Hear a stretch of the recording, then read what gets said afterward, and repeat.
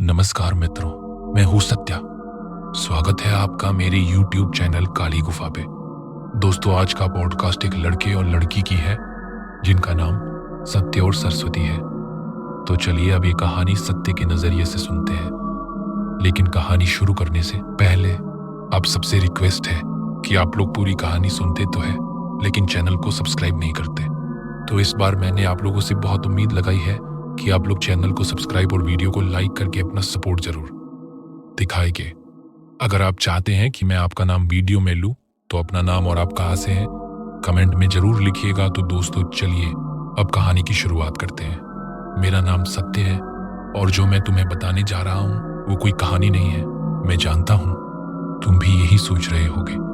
हर डरावनी कहानी यही कहकर शुरू होती है, लेकिन मेरी जिंदगी अब दो हिस्सों में बटी हुई है, एक उससे पहले और एक उसके बाद। उस दिन से पहले मैं भी तुम्हारी तरह ही था, हंसता डर को मजाक समझने वाला और शमशान जैसे शब्द सुनकर मुंह बनाकर आगे बढ़ जाने वाला इंसान। लेकिन अब अगर कहीं जलती लकड़ी की गंध आ जाए तो मेरी सांसें अपने आप तेज हो जाती है। ये बात है 3 साल पहले की। मैं अपने गांव से शहर लौट रहा था।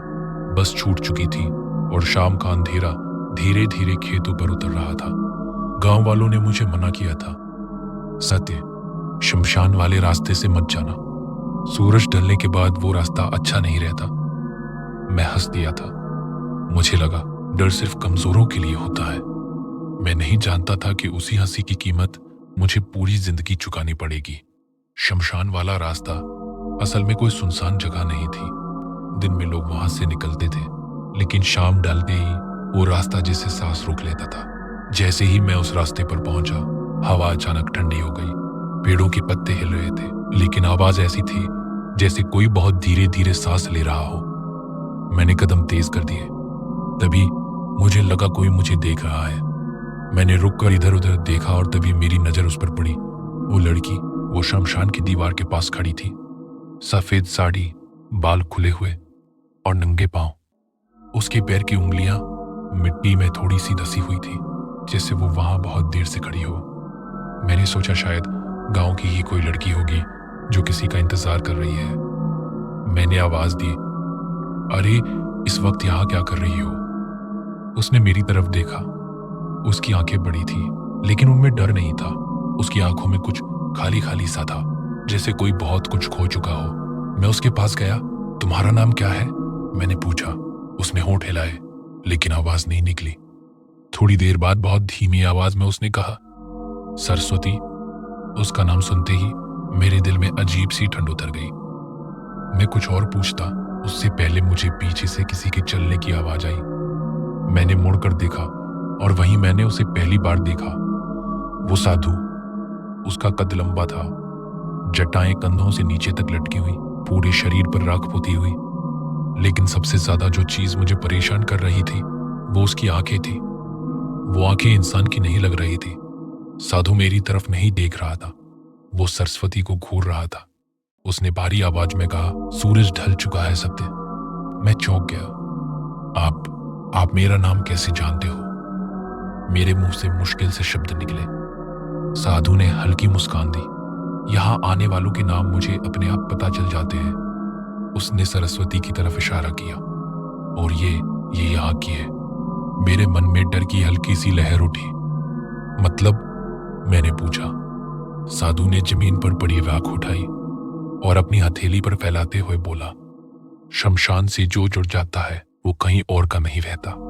मैंने सरस्वती की तरफ देखा। वो अब भी चुप थी, उसकी आंखें जमीन पर जमी थी। मैंने उससे पूछा, तुम घर क्यों नहीं जाती? उसने बहुत धीरे से अपनी उंगली उठाई और शमशान की तरफ इशारा किया। मेरे दिल की धड़कन तेज हो गई। साधु ने एक कदम आगे बढ़ाया। इसे मत रोकना, उसने कहा। ये जो रास्ता चुन चुकी है वहां से लौटना आसान नहीं होता। मैं नहीं जानता क्यों, लेकिन उस पल मुझे लगा अगर मैं अभी यहां से चला गया तो शायद मैं खुद को कभी माफ नहीं कर पाऊंगा। मैंने सरस्वती से कहा, अगर तुम्हें मदद चाहिए तो मैं हूं। उसने पहली बार मेरी आंखों में देखा और उस पल मैं समझ गया मैं किसी जिंदा लड़की को नहीं देख रहा था। मैं किसी ऐसी चीज को देख रहा था जो अधूरी थी। साधु की आवाज फिर गूंजी, आज पहली रात है, सत्य, अगर सुबह तक तुम जिंदा रहे तो आगे की कहानी सुन पाओगे। मेरे शरीर में सिहरन दौड़ गई। मैंने पूछा, किस कहानी की? साधु मुस्कुराया, सरस्वती की, और तुम्हारी भी। उसी पल शमशान से जलती लकड़ी की गंध तेज हो गई और मुझे पहली बार अपने दिल के अंदर एक साफ सा एहसास हुआ, मैं अब इस कहानी से बाहर नहीं जा सकता। उस दिन के बाद मैं सीधा घर नहीं गया, नहीं इसलिए कि रास्ता नहीं पता था, बल्कि इसलिए कि मेरे पैर मेरी बात नहीं सुन रहे थे। शमशान की दीवार के पास मैं खड़ा रहा। सरस्वती मेरे सामने थी, बिल्कुल खामोश। साधु थोड़ी दूर पर पीठ करके बैठ गया, जैसे उसे यकीन हो कि अब मैं भाग नहीं सकता। मैंने धीरे से पूछा, तुम बोल क्यों नहीं रही? सरस्वती ने सिर उठाया। उसकी आंखें लाल नहीं थी, ना उनमें आंसू थे, बस एक अजीब सी चमक थी, जैसे बहुत देर से रोने के बाद आंखें सूख जाती हैं।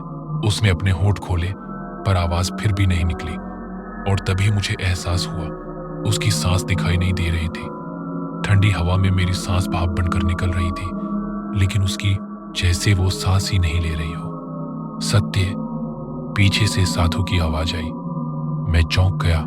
रात उतर चुकी है, उसने कहा, और रात में यहां सवाल नहीं पूछे जाते। मैंने पलट कर देखा, वो अब खड़ा था। उसके पैरों के पास राख का ढेर था, लेकिन उस पर उसके पैरों के निशान नहीं थे। मैंने निकलते हुए पूछा, ये लड़की ये यही रहती है? साधु ने मेरी तरफ देखा। पहली बार उसकी आंखें ऐसी थी जैसे उन्होंने बहुत मौतें देखी हो और हर मौत से थोड़ा थोड़ा मजा लिया हो। रहती नहीं, वो बोला, अटकी हुई है। मेरे सीने में अचानक भारीपन आ गया। हम तीनों शमशान के अंदर की तरफ बढ़े। मैं नहीं जानता मैं क्यों चल रहा था, शायद इसलिए कि अगर रुकता तो डर मुझे वहीं मार देता। शमशान वैसा नहीं था जैसा फिल्मों में दिखाते हैं। कोई चलती चिता नहीं, कोई रोता बिलखता इंसान नहीं, बस अजली लकड़ियां, काली मिट्टी और हवा में फैली एक पुरानी सी गंध, जैसे ये जगह कभी सोती ही ना हो। सरस्वती एक अधजली चिता के पास जाकर रुकी। उसने वहां घुटनों के बल बैठकर अपना सिर झुका दिया, और तभी मेरे कानों में बहुत हल्की सी आवाज आई, रोने की। मैंने इधर उधर देखा, कोई और नहीं था। वो आवाज सरस्वती से आ रही थी, लेकिन उसके मुंह से नहीं, उसके सीने से। इसे सुनाई दे रहा है? साधु ने पूछा। मैंने सिर हिलाया। तभी तो तुम यहां तक आए, वो बोला, वरना बाकी लोग पहली ही नजर में भाग जाते हैं। मैंने हिम्मत जुटाकर पूछा, ये सब क्या है? साधु ने जमीन पर कमंडल रखा और बैठ गया। हर कहानी, उसने कहा, एक रात से शुरू होती है। उसने सरस्वती की तरफ देखा, और इसकी कहानी की पहली रात आज है। अचानक हवा तेज हो गई। पेड़ों की डालियां ऐसे हिलने लगी जैसे कोई गुस्से में हाथ पटक रहा हो। सरस्वती ने सिर उठाया। उसकी आंखों से अब काली सी धार बह रही थी। खून नहीं, कुछ और। मेरे पैर कांपने लगे। ये क्या हो रहा है? मैं फुसफुसाया। साधु ने बिना भाव बदले कहा, याद आ रहा है इसी। मुझे नहीं पता क्यों, लेकिन उस पल मुझे अपने सिर के अंदर दर्द सा महसूस हुआ, जैसे कोई मेरे दिमाग के अंदर तस्वीरें डाल रहा हो। मैंने देखा, एक कमरा, दीवारों पर दरारें, एक लड़की को जमीन पर घसीटा जा रहा है। वो लड़की सरस्वती थी। उसके मुंह पर किसी ने हाथ रखा हुआ था। मैं चिल्लाया, बस करो। तस्वीर टूट गई। मैं घुटनों पर गिर गया। सांस नहीं आ रही थी। साधु मेरे पास आया। हर कोई नहीं देख पाता, उसने कहा, तुम देख पा रहे हो। मैंने सिर उठाकर सरस्वती की तरफ देखा। वो अब मेरे सामने खड़ी थी, बहुत पास। मैं उसकी आंखों में अपना अक्स देख पा रहा था। उसने बहुत धीरे से मेरी कलाई पकड़ी। उसका हाथ बर्फ जैसा ठंडा था, और उसी पल मेरे कान के पास एक फुसफुसाहट आई, मुझे यहां मत छोड़ना। मेरे पूरे शरीर में सिहरन दौड़ गई। मैंने पीछे हटने की कोशिश की, लेकिन पैर नहीं हिले। साधु हंसा, पहली बार। वो हंसी इंसान की नहीं थी। अब सुनो, उसने कहा, आज से ये तुम्हें दिखेगी, सुनाई देगी, और हर रात थोड़ी थोड़ी याद दिलाएगी। किस बात की? मैंने कांपती आवाज में पूछा। उस मौत की जो पूरी नहीं हुई, साधु बोला, और उस कीमत की जो अब चुकानी है। दूर कहीं कुत्तों के रोने की आवाज आई। आसमान पर बादल घिर आए। मुझे पहली बार पूरी तरह समझ आया, ये कोई इत्तेफाक नहीं था। मैं यहाँ चुना गया था। मैंने आखिरी बार पूछा, अगर मैं मना कर दूं तो? साधु की आंखें सीधी मेरी आत्मा तक उतर गई। तो अगली रात, वो बोला, तुम भी यहीं बैठकर रोओगे बिना आवाज के। उस रात मैं शमशान से निकला, लेकिन सरस्वती मेरे साथ थी। मैं उसे देख नहीं पा रहा था, लेकिन उसकी ठंडी मौजूदगी मेरे कंधे पर थी और मुझे पता था ये सिर्फ शुरुआत थी। उस रात मैं घर तो आ गया, लेकिन ऐसा लग रहा था जैसे घर मेरे अंदर में ही आया। कमरे का दरवाजा बंद किया, लाइट जलाई, सब कुछ सामान्य था। माँ रसोई में थी, पिता बाहर वाले कमरे में खांस रहे थे, घड़ी की टिक टिक साफ सुनाई दे रही थी। सब कुछ सामान्य था, लेकिन मेरे कंधे पर वो ठंड अब भी थी। मैंने शीशे में खुद को देखा और पहली बार मुझे लगा मैं अकेला नहीं खड़ा। मेरे पीछे एक हल्की सी परछाई थी। मैंने तुरंत पलट कर देखा, कुछ नहीं। फिर वापस शीशे में देखा, परछाई गायब। मैंने खुद को समझाया, सत्य तू डर गया है बस, लेकिन दिल मान नहीं रहा था। रात के करीब 1:47 बजे मेरी नींद खुली। क्यों? क्योंकि मेरे कान के बिल्कुल पास किसी ने बहुत धीमी आवाज में कहा, सत्य। मैंने आंखें खोल दी। कमरे में अंधेरा था, पंखे की आवाज धीमी थी। मैंने सोचा सपना होगा, फिर दोबारा वही आवाज, सत्य। मुझे ठंड लग रही है। मेरे पूरे शरीर में झटका लगा। वो आवाज सरस्वती की थी, लेकिन उसमें कुछ बदल गया था। उसकी आवाज अब मानो दो परतों में आ रही थी, एक मासूम और दूसरी बहुत गहरी, खुरदुरी, जैसे दो लोग एक साथ बोल रहे हों। मैं बिस्तर पर बैठ गया। कहाँ हो तुम? मैंने फुसफुसाकर पूछा। कुछ सेकंड सन्नाटा, फिर टक टक आवाज दीवार से आई, मेरे कमरे की बाईं दीवार से। मैं जम गया। ठक ठक ठक। अब आवाज तेज थी, जैसे कोई अंदर से दीवार पर उंगलियां मार रहा हो। मेरी सांस रुक गई। मैं धीरे धीरे बिस्तर से उतरा, दीवार के पास गया, कान लगाया, और जो मैंने सुना उसके बाद से मैं कभी पहले जैसा नहीं रहा। दीवार के अंदर से बहुत धीमी सिसकियां आ रही थी, मुझे बाहर निकालो। मेरे पैरों की ताकत चली गई। अचानक मेरे कमरे की लाइट अपने आप जल गई। मैंने पीछे मुड़कर देखा, स्विच अपने आप ऊपर था। मैंने तो छुआ भी नहीं था, और तभी मैंने उसे देखा, सरस्वती। वो मेरे कमरे के कोने में खड़ी थी, सफेद कपड़े लेकिन अब गीले, जैसे किसी ने उसे पानी में डुबोया हो। उसके बाल चेहरे पर चिपके हुए, और उसकी गर्दन थोड़ी टेढ़ी, जैसे हड्डी सही जगह पर ना हो। मेरे मुंह से आवाज नहीं निकली। वो धीरे धीरे मेरी तरफ बढ़ी। हर कदम के साथ फर्श पर पानी की बूंदें गिर रही थी, लेकिन अजीब बात, उसके पैर जमीन को छू नहीं रहे थे। सत्य, वो बोली। अब उसकी आवाज साफ थी, तुमने कहा था तुम मदद करोगे। मैं पीछे हटने लगा। मैं करूंगा, लेकिन कैसे? उसकी आंखें अचानक पूरी काली हो गई। वो झूठ बोलता है। मेरे दिमाग में तुरंत साधु की छवि आई। कौन? मैंने कांपते हुए पूछा। वो बहुत धीरे से मुस्कुराई। उस मुस्कान में दर्द नहीं था, गुस्सा था, वो जिसने मुझे बांधा है। अचानक कमरे का दरवाजा अपने आप धड़ाम से बंद हुआ। हवा ठंडी हो गई, पंखा बंद, घड़ी रुक गई, और कमरे में एक तीसरी आवाज गूंजी, गहरी, भारी और क्रोधित। सत्य, मैंने देखा। दरवाजे के पास वही साधु खड़ा था, लेकिन अब वो पहले जैसा नहीं था।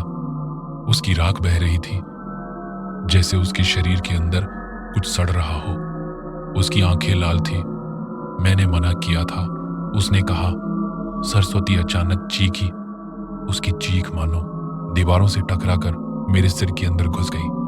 मैंने कान बंद कर लिए, लेकिन आवाज बंद नहीं हुई। अचानक सब शांत। मैं बिस्तर पर गिरा हुआ था। सुबह हो चुकी थी। माँ दरवाजा खटखटा रही थी। सत्य, देर हो रही है। मैंने कमरे में चारों तरफ देखा, सब सामान्य, लेकिन फर्श पर पानी की बूंदें थी, और दीवार पर नाखून से खरोंचा हुआ एक शब्द, बचाओ। उस दिन मुझे समझ आया, यह सपना नहीं था, यह शुरू हो चुका था। और अब या तो मैं सच जानूंगा, या फिर उस शमशान की मिट्टी मुझे भी पहचान लेगी। सुबह की रोशनी कमरे में थी, लेकिन मेरे अंदर रात अब भी जिंदा थी।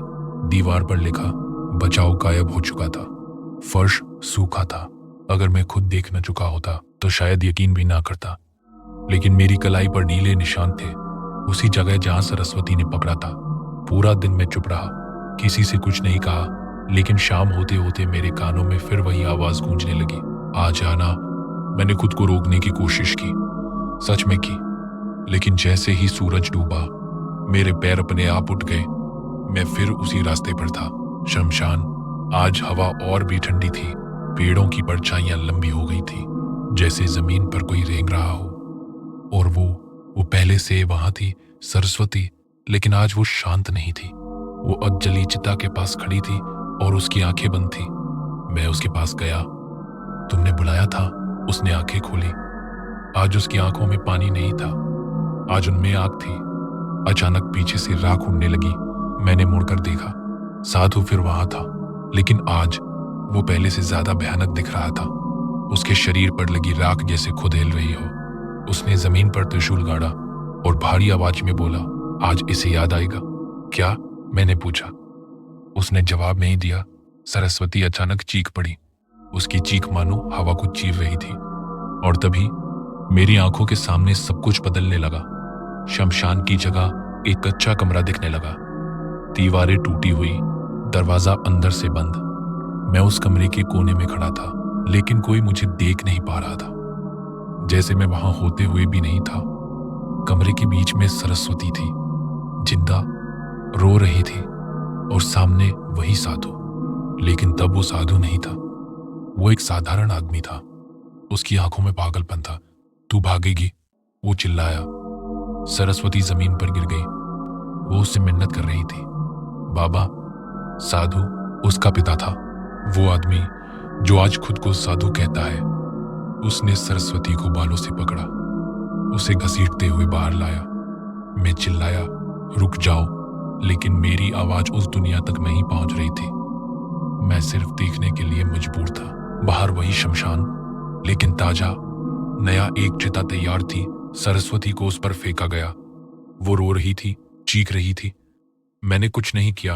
उसके पिता ने आंखों में पागलपन लेकर कहा, तू अपशगुन है, और उसने आग लगा दी। सरस्वती की चीख इतनी तेज थी कि मुझे लगा मेरा दिल फट जाएगा। मैं घुटनों पर गिर गया। मेरी आंखों के सामने वो जिंदा जल रही थी, और वो आदमी उसे देख रहा था, बिना पलक झपकाए। आग की लपटों में उसकी आंखों में एक अजीब सी चमक थी, जैसे उसे पछतावा नहीं, संतोष हो। दृश्य अचानक टूट गया। मैं फिर उसी शमशान में था। सरस्वती जमीन पर बैठी थी, उसकी आंखों से अब आंसू नहीं, राख बह रही थी। साधु मेरे सामने खड़ा था। देख लिया? उसने पूछा। मेरे अंदर गुस्सा भर गया। तुमने उसे जला दिया। साधु हंसा। शरीर जलाया था। वो बोला, आत्मा नहीं जली। उसने सरस्वती की तरफ देखा। ये यहां बंधी है, और जब तक इसका क्रोध शांत नहीं होगा, ये जाएगी नहीं। मैं कांप गया। तो इसे मुक्त कर दो, मैं चिल्लाया। साधु की आंखें लाल हो गईं। मुक्ति की कीमत होती है, सत्य। क्या कीमत? उसने मेरी तरफ कदम बढ़ाया, इतना पास कि उसकी सांस मेरे चेहरे से टकराई। एक और अधूरी आत्मा। मेरे कानों में मनमनाहट होने लगी। मतलब? वो फुसफुसाया, या तो ये जाएगी या तुम रुक जाओगे। सरस्वती ने अचानक सिर उठाया। उसकी आंखें अब पूरी काली थी, लेकिन उनमें एक अजीब सी विनती थी। मैंने नहीं चुना, वो बोली। उसने चुना। साधु ने त्रिशूल जमीन में और गहरा गाड़ दिया। हवा अचानक तेज हो गई, राख उड़ने लगी। मुझे लगा कोई मेरे पैरों को पकड़ रहा है। नीचे देखा, राख में से हाथ निकल रहे थे, जले हुए हाथ। मेरी टांगें जकड़ ली गई। मैं हिल नहीं पा रहा था। साधु ने आंखें बंद की और मंत्र पढ़ने लगा। सरस्वती चीख रही थी, सत्य, मत मानना। मेरी सांस रुक रही थी। हाथ मुझे नीचे खींच रहे थे। शमशान की मिट्टी मेरे पैरों तक आ चुकी थी। और तभी सरस्वती ने अचानक साधु की तरफ देखा। उसकी आंखों में पहली बार डर नहीं था, नफरत थी। वो चीखी, अब मेरी बारी है। अचानक साधु के पीछे आग भड़क उठी। वो चौंक गया। मंत्र टूट गया। मेरे पैरों से पकड़ ढीली हुई। मैं गिर पड़ा। और तभी मैंने पहली बार देखा, साधु डर रहा था। उसने मेरी तरफ देखा। उसकी आवाज अब भारी नहीं, घबराई हुई थी। तूने इसे पूरा याद दिला दिया, वो बोला। मैं हाफते हुए उठा। अब क्या होगा? साधु ने धीरे से कहा, अब ये मुझे नहीं छोड़ेगी। अचानक आग की लपटें ऊंची हुई और सरस्वती की आवाज पूरे शमशान में गूंज उठी। जिसने मुझे जलाया वो खुद जलेगा। और उसी पल मुझे समझ आया, मैं बीच में फंस चुका हूं। ये अब सिर्फ उसकी मुक्ति की कहानी नहीं रही, ये बदले की शुरुआत है। उस रात शमशान में जो हुआ वो यहीं खत्म नहीं हुआ। मैं किसी तरह घर पहुंचा। मेरे कपड़ों में राख भरी थी, नाक में अब भी जलती चिता की गंध अटकी हुई थी। लेकिन इस बार कुछ अलग था। पहले सरस्वती की मौजूदगी ठंडी लगती थी, आज वो गर्म थी। गुस्से से भरी हुई मैंने दरवाजा बंद किया, कमरे में आया, खिड़की से बाहर देखा और उसी पल मेरे कानों में एक धीमी हंसी गूंजी। ये सरस्वती की नहीं थी, ये किसी और की थी, भारी, खुरदुरी और टूटती हुई। मैंने मुड़कर देखा, वो कोने में खड़ी थी, लेकिन आज उसकी आंखों में दर्द नहीं था। वो स्थिर थी, बिल्कुल शांत। क्या होगा अब? मैंने पूछा। उसने बहुत धीरे से कहा, जो होना चाहिए था। अचानक मेरे मोबाइल पर कॉल आया, गांव के चौकीदार का था। उसकी आवाज कांप रही थी। सत्य, तूने सुना? पुराने शमशान वाला साधु जल गया। मेरे हाथ से फोन गिर गया। क्या?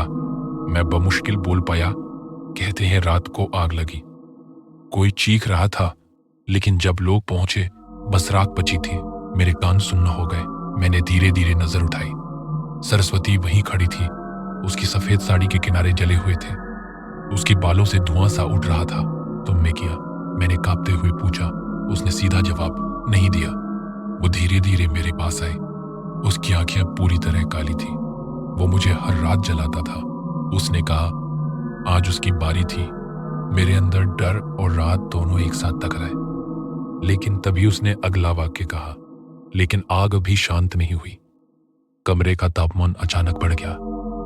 दीवारें हल्की हल्की तपने लगी। मुझे लगा जैसे मैं फिर उसी चिता के सामने खड़ा हूं। अब क्या चाहिए? मैंने घबरा कर पूछा। उसकी आवाज इस बार दो परतों में आई। सच, पूरा सच। उसी समय खिड़की के शीशे पर किसी ने जोर से थप्पड़ मारा। धड़ाम, मैं उछल पड़ा। बाहर कोई नहीं था, लेकिन शीशे पर जले हुए हाथ का निशान था, और वो निशान धीरे धीरे नीचे फिसल रहा था, जैसे कोई बाहर से अंदर घुसने की कोशिश कर रहा हो। वो खत्म नहीं हुआ। सरस्वती फुसफुसाई। मेरी रीढ़ में ठंड दौड़ गई। कौन? उसने मेरी तरफ देखा। जिसने उसे बनाया। मेरे दिमाग में जैसे बिजली कौंधी। मतलब? उसकी आंखों में अचानक डर लौट आया। पहली बार उसके चेहरे पर वही पुरानी बेबसी दिखी। वो अकेला नहीं था। अचानक कमरे की लाइट झपकने लगी, पंखा अपने आप तेज घूमने लगा, और उसी आवाज में जो मैंने पहली रात सुनी थी, गहरी, भारी, सड़ी हुई, मेरे कान के पास फुसफुसाहट आई। सत्य, मैंने झटके से पीछे देखा। कोई नहीं, लेकिन सरस्वती अब कांप रही थी। वो आ गया। उसने कहा। कौन आ गया? उसने धीरे से जवाब दिया। जिसे तुमने नहीं देखा। कमरे की दीवार पर दरार उभरने लगी, धीरे धीरे, और उस दरार के अंदर से काला धुआं निकलने लगा। मैं पीछे हट गया। धुआं फर्श पर फैल गया और उसमें एक आकृति बनने लगी। वो साधु नहीं था, उससे भी बड़ा, उससे भी भयानक। उसकी आंखें नहीं थी, सिर्फ दो जलते हुए गड्ढे। उसने भारी आवाज में कहा, एक आत्मा ली गई है, दूसरी देनी होगी। मेरे पैर कांप गए। मैंने कुछ नहीं किया। मैं चिल्लाया। उसकी हंसी पूरे कमरे में गूंज गई। जो दिखता है वो हिस्सा बनता है। सरस्वती अचानक मेरे सामने आ गई। भागो, वो चीखी, लेकिन मैं हिल नहीं पाया। काला साया मेरी तरफ बढ़ रहा था। उसकी परछाई फर्श पर फैलती जा रही थी, और जैसे ही वो मेरे बिल्कुल पास आया, उसने मेरे सीने को छुआ, और उसी पल मुझे लगा मेरा दिल रुक गया। मैं जमीन पर गिर पड़ा। आंखें धुंधली हो गईं। आखिरी चीज जो मैंने देखी, सरस्वती उस साये के सामने खड़ी थी। उसकी आंखों में अब डर नहीं था। वो बोली, इस बार नहीं। और फिर पूरा कमरा आग से भर गया। जब मेरी आंख खुली तो सुबह थी। कमरा ठीक था, दीवार ठीक, सब सामान्य, लेकिन मेरे सीने पर काले उंगलियों के निशान थे, और शमशान की तरफ से आज भी धुआं उठ रहा था। अब मुझे समझ आ चुका था, ये साधु की कहानी नहीं थी, ये किसी और चीज की शुरुआत थी। और अब या तो मैं सच जानूंगा, या फिर अगली चिता मेरी होगी। सुबह हो चुकी थी, लेकिन मेरे कमरे में अब भी धुएं की हल्की गंध थी। मैंने कई बार हाथ धोए, कपड़े बदले, खिड़की खोली, लेकिन सीने पर बने काले उंगलियों के निशान ज्यों के त्यों थे। वो सिर्फ निशान नहीं थे, वो याद दिला रहे थे। उसने मुझे छुआ था, मैं सीधा शमशान पहुंचा। आज वहां भीड़ थी, गांव वाले फुसफुसा रहे थे, साधु खुद जल गया। कहते हैं आग अपने आप लगी, कोई चीख नहीं सुनी। मैं भीड़ के पीछे खड़ा था, जली हुई मिट्टी, राख और बीच में त्रिशूल आधा पिघला हुआ। लेकिन मुझे पता था वो आग साधारण नहीं थी, वो बदले की थी। जैसे ही भीड़ छंटी में अकेला रह गया, हवा अचानक ठंडी हो गई और वही जानी पहचानी ठंड मेरे पीछे खड़ी हो गई। तुम आ गए, सरस्वती की आवाज आई। मैंने पलट कर देखा, वो पहले से अलग थी। अब उसकी साड़ी पूरी सफेद नहीं थी, नीचे के हिस्से पर जले हुए काले धब्बे थे। उसकी आंखों में अब खालीपन नहीं, कुछ और था, ताकत। वो कौन था? मैंने सीधा पूछा। जिसने कहा था दूसरी आत्मा देनी होगी। सरस्वती कुछ पल चुप रही, हवा में राख घूमने लगी। फिर उसने बहुत धीरे कहा, उसका नाम लेने से वो और पास आ जाता है। मेरे शरीर में सिहरन दौड़ गई। फिर भी बताओ। उसने मेरी आंखों में देखा। वो काल अग्नि है। नाम सुनते ही हवा भारी हो गई, जैसे शमशान खुद सुन रहा हो। काल अग्नि? मैंने दोहराया। हाँ, वो बोली, शमशान की आग का स्वामी, जो अधूरी मौतों को अपने पास रखता है। मेरी सांस अटक गई। तो तुम्हारे पिता सिर्फ माध्यम थे? उसने कहा। उन्होंने मुझे जलाया, लेकिन मुझे बांधा उसने। अचानक त्रिशूल अपने आप हिलने लगा, राख हवा में उठी और शमशान के बीच एक काला धुआं बनने लगा। मैं पीछे हट गया। सरस्वती स्थिर खड़ी रही। धुएं में वही आकृति बनी, लंबी, आंखों की जगह जलते गड्ढे। नाम लिया गया। उसकी भारी आवाज गूंजी। हाजिरी लगानी होगी। मेरे पैरों के नीचे की मिट्टी धीरे धीरे धंसने लगी। मैं घबराया। मैंने कुछ नहीं किया। मैं चिल्लाया। उसकी हंसी सीधे मेरे सिर के अंदर गूंजी। देखने वाला भी सहभागी होता है। सरस्वती ने हाथ फैलाया। उसकी उंगलियों से हल्की आग निकली। ये मेरा है, वो चीखी। काल अग्नि हंसा। तू अभी भी बंदी है। अचानक मुझे अपने पीछे किसी की आहट सुनाई दी। मैंने मुड़कर देखा। गांव का चौकीदार जो सुबह यहां था, वो खड़ा था, लेकिन उसकी आंखें पूरी काली थी। वो धीरे धीरे हमारी तरफ बढ़ रहा था। उसकी चाल इंसानी नहीं थी। ये पहला होगा, काल अग्नि बोला। मेरी सांस रुक गई। नहीं, मैं चिल्लाया। चौकीदार अचानक जमीन से ऊपर उठ गया। उसके मुंह से धुआं निकलने लगा। वो तड़प रहा था। सरस्वती ने मेरी तरफ देखा। कुछ करो। क्या मैं चीखा? काल अग्नि की आवाज फिर गूंजी। या तो एक आत्मा दो, या हर रात एक ली जाएगी। चौकीदार की चीख पूरे शमशान में गूंज रही थी। मैंने जमीन से पिघला हुआ त्रिशूल उठाया। हाथ जल गए, लेकिन मैंने आंखें बंद करके उसे उस काले धुएं की तरफ फेंक दिया। एक तेज चमक हुई। चौकीदार जमीन पर गिर पड़ा। धुआं बिखर गया, लेकिन जाते जाते वो आवाज फिर आई। समय कम है, सत्य। सब शांत। चौकीदार बेहोश पड़ा था, जिंदा। मैं हाँफ रहा था। सरस्वती मेरे सामने खड़ी थी। उसकी आंखों में अब फिर डर था। अब वो रुकेगा नहीं। वो बोली, तो क्या करना होगा? मैंने पूछा।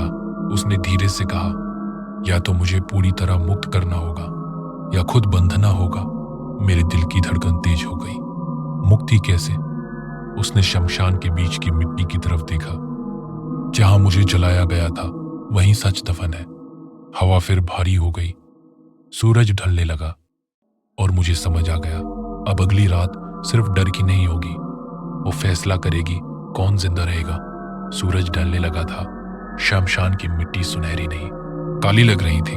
मैं वहीं खड़ा था जहां सरस्वती को जलाया गया था। वो मेरे पास खड़ी थी। आज उसकी मौजूदगी ठंडी नहीं थी। आज वो बेचैन थी। यहीं? उसने बहुत धीरे कहा। मैंने नीचे देखा। साधारण सी जमीन, कोई निशान नहीं।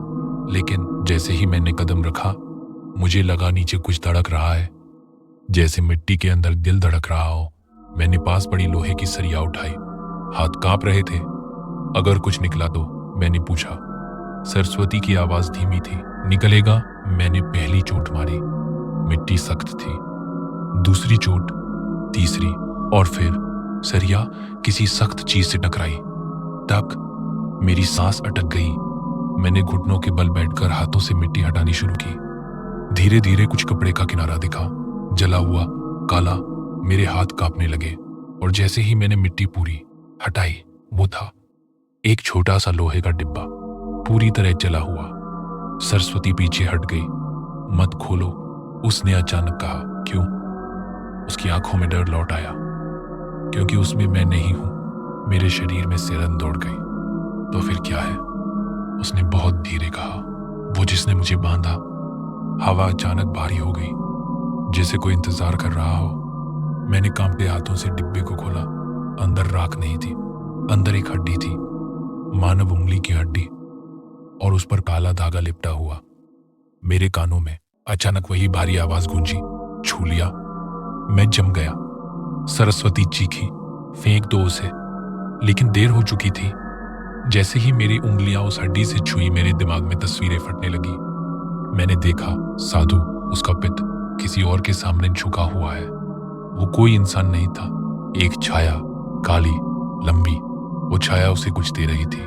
वही उंगली, ये बंधन है। छाया बोली, जिसे जलाओगे वो जाएगा नहीं, मेरे पास रहेगा। मैं जमीन पर गिर पड़ा। हाथ से डिब्बा छूट गया। सरस्वती मेरे पास आई। वो मेरे शरीर का हिस्सा है। वो फुसफुसाई। उसे काटकर दफनाया गया था। मेरे गले से आवाज नहीं निकली, ताकि मैं कभी मुक्त ना हो सकूं। अचानक शमशान की सारी चिताएं एक साथ जल उठी।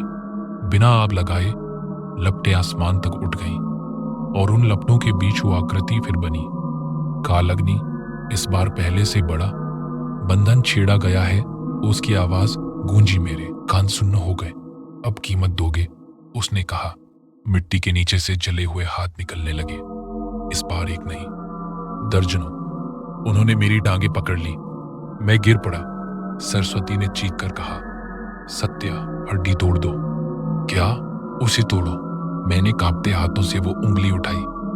वो गर्म हो चुकी थी। मेरे हाथ जल रहे थे। कालअग्नि हंस रहा था।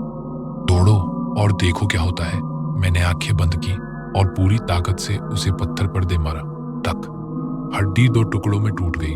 अचानक पूरा शमशान हिल गया। लपटें बुझ गई। हवा में चीख गूंज उठी, इतनी तेज कि मेरे कान से खून निकल आया। कालअग्नि पीछे हट गया। उसकी आकृति टूटने लगी। तूने बंधन तोड़ा, वो गरजा। सरस्वती अचानक जमीन से ऊपर उठ गई। उसकी आंखें अब काली नहीं थी। पहली बार वो वैसी दिख रही थी जैसी शायद कभी रही होगी, शांत। लेकिन उसकी मुस्कान अजीब थी। मैंने हाफते हुए पूछा, तुम मुक्त हो गई? उसने मेरी तरफ देखा। आधा। मेरे दिल की धड़कन रुक गई। आधा मतलब? उसने मेरी छाती पर वो जगह छुई जहां काले निशान थे। बाकी हिस्सा अब तुम्हारे अंदर है। मेरी सांस अटक गई। क्या? उसने फुसफुसाया। बंधन टूटता नहीं, बस जगह बदलता है।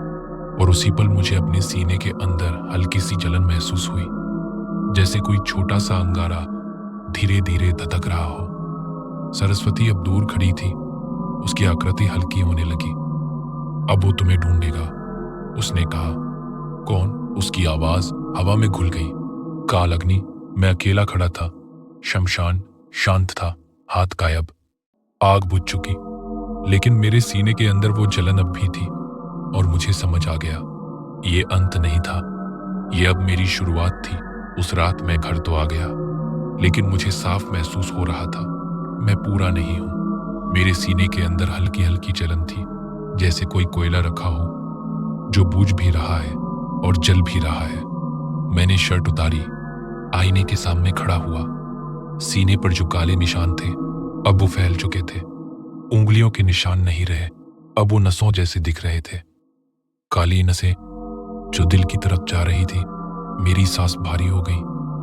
अचानक आईने में खड़ा मैं मुझसे आधा सेकंड देर से हिला। मैं जम गया। मैंने हाथ उठाया। आईने वाला हाथ थोड़ी देर बाद उठा। मेरे गले से आवाज नहीं निकली। ये डर है, मैंने खुद को समझाया। लेकिन तभी आईने वाला मैं मुस्कुराया, और मैं नहीं मुस्कुराया था। मेरी रीढ़ में ठंड दौड़ गई। आईने के अंदर का चेहरा धीरे धीरे बदलने लगा। मेरी आंखें काली होने लगी, चेहरे पर राख जैसी परत। और फिर उसने मुंह खोला। आधा वही भारी आवाज, कालअग्नि की। मैं पीछे हट गया। आईना अचानक चटक गया। दरारें पूरे शीशे में फैल गईं, लेकिन चेहरा अब भी दिख रहा था। अब तू ही द्वार है। वो आवाज आई, कमरे का दरवाजा अपने आप बंद हो गया। खिड़कियां धड़ाम से लगी, हवा रुक गई और मेरी सीने की जलन अचानक तेज हो गई। मैं जमीन पर गिर पड़ा। दिल की धड़कन असामान्य हो गई। धक धक धक, हर धड़कन के साथ मेरे कानों में आवाज गूंजती। लेनी होगी। अचानक कमरा बदलने लगा। दीवारें गायब, फर्श राख का। मैं फिर शमशान में था, लेकिन इस बार मैं अकेला नहीं था। मेरे सामने काल अग्नि पूरी आकृति में खड़ा था। पहली बार मैंने उसे साफ देखा। उसका शरीर धुएं से बना था, अंदर लपटें जल रही थी। चेहरा नहीं, बस जलती हुई दरारें। तूने बंधन तोड़ा, वो बोला। अब तू ही बंधन है, मेरे पैरों ने जवाब दे दिया। मैंने कुछ नहीं मांगा, मैं चिल्लाया। उसकी हंसी गूंजी। किसी ने पूछा नहीं। अचानक मेरे पीछे आहट हुई। मैंने मुड़कर देखा, सरस्वती। लेकिन वो वैसी नहीं थी जैसी मैंने उसे आखिरी बार देखा था। अब वो आधी पारदर्शी थी, जैसे धुंध। उसने मेरी तरफ देखा, उसकी आंखों में दुख था। मैंने तुम्हें बचाया, वो बोली, लेकिन कीमत बदल गई। काल अग्नि ने हाथ उठाया, उसकी उंगलियां लंबी हो गई। काली, या तो ये पूरा होगा, वो बोला, या हर रात एक जलेगा। मेरे सामने अचानक गांव के लोग दिखाई देने लगे, एक एक करके, जैसे परछाइयां। उनके शरीरों पर आग की लपटें थी। वो चुप थे, कोई चीख नहीं, बस जल रहे थे। रोक दो इसे, मैंने सरस्वती से कहा। उसने धीरे से सिर हिलाया। अब सिर्फ तुम रोक सकते हो। कैसे? उसने मेरे सीने की तरफ इशारा किया। जो अंदर है उसे स्वीकार करो। मेरी सांस अटक गई। मतलब उसकी आवाज टूटी हुई थी। तुम्हें आधा नहीं रहना होगा। काल अग्नि की आवाज गूंजी, पूर्ण अग्नि। अचानक मुझे अपनी सीने के अंदर वो अंगारा तेज महसूस हुआ, इतना तेज कि मैं चीख पड़ा। मेरे हाथ खुद ब खुद दिल पर आ गए और तभी मेरे हाथों के बीच हल्की सी आग दिखी, छोटी लेकिन असली। मैं घबरा गया। नहीं, मैं चिल्लाया। काल अग्नि पीछे हट गया। पहली बार स्वीकार कर, वो फुसफुसाया। सरस्वती ने मेरी तरफ देखा। अगर तुम नहीं करोगे तो वो किसी और को चुनेगा। मेरे सामने अचानक मां का चेहरा आया, फिर चौकीदार, फिर गांव के बच्चे। लपटें बढ़ रही थी। मेरे कानों में सिर्फ एक आवाज, एक यानी एक। मेरे अंदर कुछ टूट गया। मैंने आंखें बंद की और उस आग को अपने सीने में वापस खींच लिया। अचानक सब शांत। मैं अपने कमरे में था। आईना टूटा हुआ, सीना जल रहा था, लेकिन निशान गायब थे। मैं हाफ रहा था और आईने के टूटे टुकड़े में मुझे अपना चेहरा दिखा, सामान्य। लेकिन मेरी आंखों में एक हल्की सी लाल चमक थी। उस रात कोई नहीं जला, लेकिन मुझे समझ आ गया, अब काल अग्नि बाहर नहीं है, वो अंदर है। और सवाल ये नहीं है कि वो कब आएगा, सवाल ये है मैं कब बदलूंगा। उस रात के बाद सब कुछ सामान्य दिख रहा था। गांव वही, लोग वही, सूरज वही, लेकिन मैं वही नहीं था। मेरे अंदर कुछ जाग चुका था। सुबह जब मैं उठा तो सीने की जलन गायब थी, लेकिन एक अजीब सी गर्मी थी, जैसे बदन के अंदर खून की जगह गर्म धुआं बह रहा हो। मैंने आईने में देखा, आंखें सामान्य थी, लेकिन जब मैंने गुस्से में मुट्ठी भींची, मेरी उंगलियों के सीरों से हल्की सी भाप उठी। मैं घबरा गया। नहीं, मैंने खुद से कहा। पूरा दिन मैंने खुद को शांत रखने की कोशिश की, लेकिन शाम होते होते मुझे महसूस हुआ वो अंदर हिल रहा है। काल अग्नि जैसे कोई बंद दरवाजे को अंदर से खटखटा रहा हो। उसी समय गांव में शोर मचा। मैं बाहर भागा। चौकीदार का घर। लोग जमा थे, कह रहे थे वो पागल हो गया है, आग आग चिल्ला रहा है। मैं भीड़ चीरकर अंदर गया।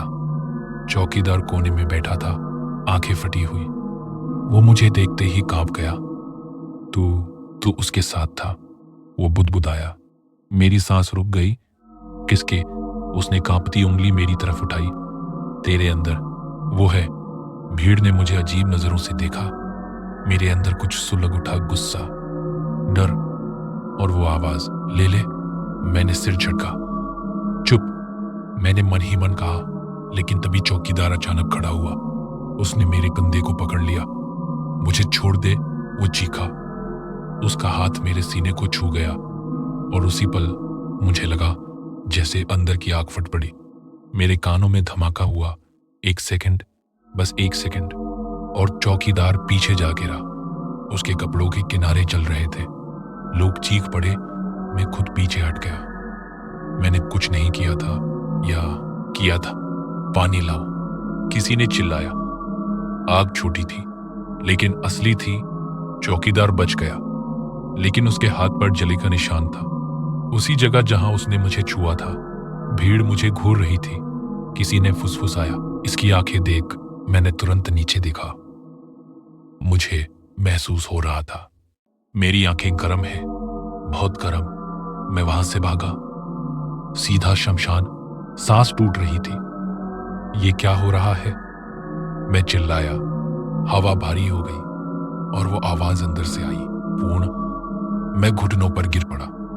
मैं किसी को नहीं जलाना चाहता। हंसी गूंजी, इस बार बाहर नहीं, मेरे अंदर। अचानक मेरे सामने सरस्वती की आकृति बनी। वो कमजोर लग रही थी। तुमने उसे छुआ? वो बोली। मैंने कुछ नहीं किया। मैं चिल्लाया।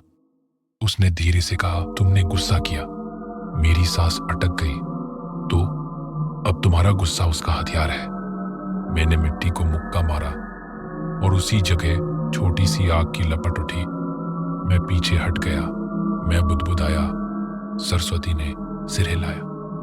नहीं, तुम द्वार बन रहे हो। अचानक मेरे सीने में तेज दर्द उठा, इतना तेज कि मैं चीख पड़ा। मुझे लगा दिल फट जाएगा, और तभी मेरे सामने काल अग्नि की परछाई उभरी। इस बार पूरी नहीं, आधी, जैसे वो मेरे शरीर से बाहर निकलने की कोशिश कर रहा हो। एक और, उसने कहा, एक और आत्मा। और मैं पूर्ण। मैं कांप गया। नहीं, उसने फुसफुसाया, तू खुद चुनेगा। सरस्वती की आवाज टूटी हुई थी। अगर तुमने नियंत्रण नहीं सीखा तो वो किसी मासूम को ले लेगा। मेरी सांस भारी हो गई। कैसे रोकूं? उसने पहली बार आंखों में उम्मीद लेकर कहा, या तो खुद को बांध लो या उसे पूरी तरह बाहर निकाल दो। हवा अचानक तेज हुई। शमशान की राख उड़ने लगी।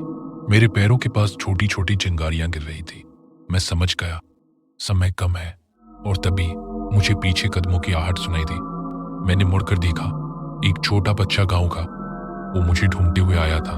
भैया, उसकी मासूम आवाज, और उसी पल मेरे अंदर आग भड़क उठी। काल अग्नि की हंसी गूंजी। चुन। मैंने आंखें कसकर बंद कर ली। सीना जल रहा था। बच्चा बस 2 कदम दूर था। अगर मैंने नियंत्रण खोया तो अगली चिता, और उसी पल कहानी उस मोड़ पर आ गई जहां मैं तय करूंगा, मैं इंसान रहूंगा या अग्नि बन जाऊंगा। मेरा नाम सत्या है, और अगर तुम ये कहानी सुन रहे हो तो समझ लो, मैं अभी जिंदा हूं, लेकिन पूरी तरह सुरक्षित नहीं हूं। पिछली अमावस्या की रात के बाद से मेरी जिंदगी सामान्य नहीं रही। साधु ने जाते जाते मुझसे कहा था, अगली अमावस्या को तू फिर आएगा, वरना जिस लड़की को बचाने चला है उसकी आत्मा को मैं कभी मुक्त नहीं होने दूंगा। मैं घर तो लौट आया था, लेकिन घर अब घर जैसा नहीं लगता था। हर कोना, हर दीवार जैसे मुझे घूर रही हो। उस रात ठीक 3:17 पर मेरे कमरे का दरवाजा धीरे धीरे अपने आप खुल गया। हवा बिल्कुल बंद थी, फिर भी पर्दे हिलने लगे, और वही आवाज धीमी, लंबी, खींची हुई, सत्या। मेरे शरीर का खून जैसे जम गया।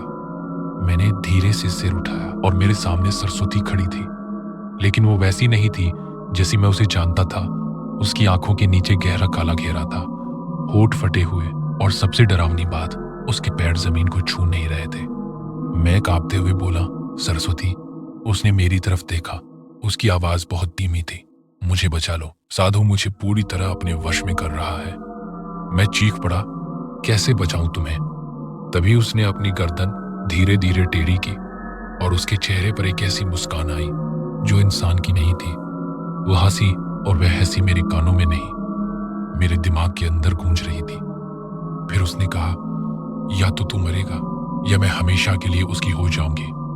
और वो अचानक गायब हो गई। सुबह होते ही मुझे समझ आ गया, अब भागने का कोई रास्ता नहीं। अगर मुझे सरस्वती को बचाना है तो मुझे फिर उसी जंगल में जाना होगा। अगली अमावस्या की रात मैं फिर वहां पहुंचा। जंगल पहले से ज्यादा शांत था, इतना शांत कि मेरी धड़कनें भी मुझे सुनाई दे रही थी। वही स्थान, वही जली हुई मिट्टी, और बीच में साधु बैठा था, आंखें बंद। आग जल रही थी, जैसे वह मेरा इंतजार कर रहा हो। उसने आंखें खोली, सीधे मेरी तरफ देखा और मुस्कुराया। तू आ ही गया, मैंने पूरी ताकत से कहा। सरस्वती को छोड़ दे। वो जोर से हंसा। अब वो मेरी है। तभी मेरे पीछे कदमों की आहट हुई। मैंने मुड़कर देखा। सरस्वती खड़ी थी, लेकिन इस बार उसकी आंखें पूरी सफेद थी। उसके चेहरे पर कोई भाव नहीं था। वो धीरे धीरे चलकर साधु के पास खड़ी हो गई। साधु ने उसके सिर पर हाथ रखा और बोला, अब अंतिम साधना शुरू होगी। उस क्षण मुझे लगा सब खत्म हो गया, लेकिन तभी मुझे अपनी दादी की बात याद आई। बुरी शक्तियों से लड़ने के लिए डर नहीं, विश्वास चाहिए। मैंने आंखें बंद की और पूरे मन से हनुमान चालीसा पढ़ना शुरू किया। जैसे जैसे मैं पढ़ता गया, आंख की लपटें तेज होने लगी, हवा आंधी बन गई। साधु चीखने लगा। उसका चेहरा जैसे जलने लगा, उसकी त्वचा काली पड़ने लगी। सरस्वती जोर जोर से चिल्लाने लगी। साधु मुझे रोकने की कोशिश कर रहा था, लेकिन इस बार मैं नहीं रुका। मैं पूरी शक्ति से पढ़ता रहा। अचानक आसमान में बिजली चमकी, एक तेज प्रकाश हुआ और सब कुछ अंधेरा हो गया। जब आंख खुली, जब मैंने आंखें खोली, वहां कुछ भी नहीं था। न साधु, न आग, न सरस्वती, सिर्फ मैं और गहरा सन्नाटा। मैं धीरे धीरे घर लौट आया। दिन बीते, महीने बीते, सब सामान्य लगने लगा। मुझे लगा शायद अब सब खत्म हो चुका है, लेकिन कहानी कभी इतनी आसानी से खत्म नहीं होती। एक रात मेरे फोन पर एक अनजान नंबर से संदेश आया। सिर्फ एक लाइन, मैं वापस आ गया हूं। नीचे एक तस्वीर थी, वही जंगल और पेड़ के नीचे वही साधु मुस्कुराता हुआ, उसकी आंखें सीधे कैमरे में, जैसे वह मुझे देख रहा हो। मैं तुरंत वहां गया, लेकिन वहां पहुंचकर मेरे पैरों तले जमीन खिसक गई। वहां जंगल नहीं था, वहां एक नया स्कूल बना हुआ था। लोगों ने कहा, यहां तो कभी जंगल था ही नहीं। मेरी सांसें रुक गईं। क्या मैं पागल हो गया हूं, या वह साधु अब भी मेरे साथ है? आज भी रात को ठीक 3:17 पर मुझे कदमों की आहट सुनाई देती है। कभी कभी आईने में मेरे पीछे कोई खड़ा दिखाई देता है। और कल रात मेरे कान के पास किसी ने फुसफुसा कर कहा, सत्या, अगला कौन होगा? अगर तुम ये कहानी सुन रहे हो और अगर कभी रात को 3:17 पर तुम्हें भी कोई आवाज सुनाई दे, तो समझ जाना शायद साधु को उसका अगला शिकार मिल गया है। अगर आपको ये कहानी सुनकर सच में डर महसूस हुआ हो, अगर आपको लगा हो कि ये सिर्फ कहानी नहीं बल्कि किसी की सच्ची दास्तान है, तो वीडियो को लाइक जरूर करें। और अगर आप चाहते हैं कि मैं सत्या की अगली डरावनी कहानी भी सुनाऊं, तो चैनल को सब्सक्राइब करें, क्योंकि अगली बार कहानी शायद आपके शहर से शुरू हो।